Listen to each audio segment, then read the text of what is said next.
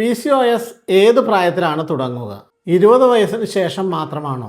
അതോ വിവാഹം കഴിഞ്ഞ് കുഞ്ഞുണ്ടാവാൻ ശ്രമിക്കുമ്പോഴാണോ?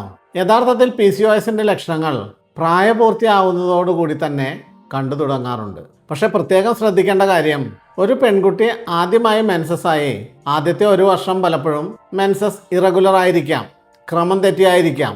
അത് സാധാരണമാണ്.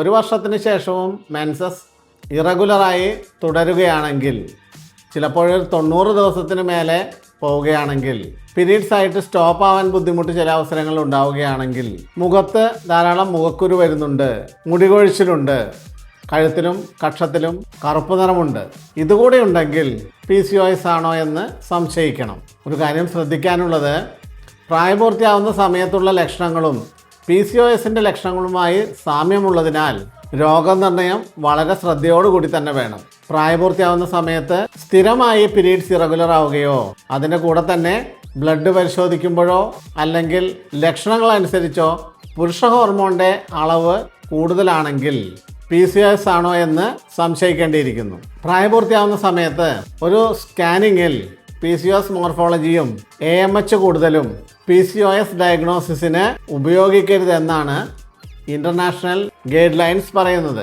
PCOS തുടങ്ങാൻ ഒരു പ്രത്യേക പ്രായമൊന്നുമില്ല. ചിലർക്ക് ടീനേജിൽ പ്രത്യക്ഷപ്പെടാം, മറ്റു ചിലർക്ക് കുറച്ചും കൂടി പ്രായമായതിന് ശേഷമായിരിക്കാം.